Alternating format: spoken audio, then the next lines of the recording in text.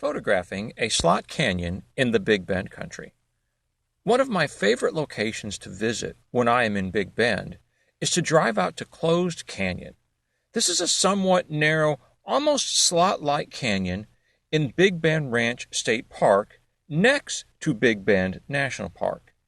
This is a canyon that reminds me a lot of what one might find in Utah.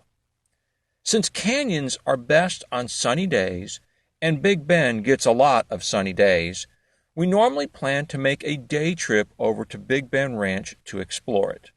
This gives us a chance to shoot sunrise in the national park, and then in the middle of the day, when the light's normally not good for photography, go explore the canyon. The canyon is only a short walk of just a few hundred yards from the road, and it takes only a few minutes to reach. Walk down a small hill, go along a dry creek bed, and suddenly you are in the shady, cool reaches of the canyon. Now, what you will find in the canyon will be different every time. It can vary from flat to rock to sand to small pour-offs.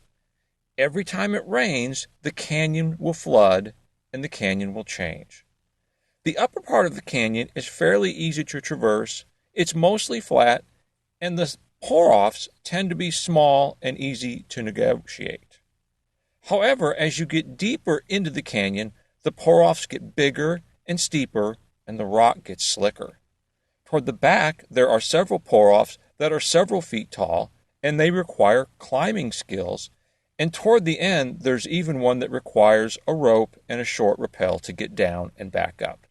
So if you're going to go to Closed Canyon, only go as far as you have the skill and the gear to get. Always be safe. Now, I make my way into the canyon looking for the shady sections. As you can see in this video, some sections of the canyon are in the sun and others are in the shade. The sunny walls reflect light onto the shady walls and make interesting photographs. Now, ideally, you can find an interesting composition where reflected light will help make the colors pop. I look for rocks, turns, texture, and the like to make compositions in the canyon. Because I like images without the sky in them, I tend to use more middle focal lengths on the camera. Here on this trip, that meant mostly using my Loxia 21mm lens. Now, for most people, 21 millimeters is wide. But for me, that's almost a normal lens because I really like wide and often go wider. On this trip, I used it for most of my photography, and that meant framing the compositions to exclude the sky. Now, I also did several images with my 50 and 100 millimeter lenses to compress the scene and to be more selective. So my basic strategy is to find a location, spend a few minutes photographing it, and then moving deeper into the canyon. I only took one tripod with me, so when you see me walking without the tripod, it's because the tripod is holding the camera and it's making this video.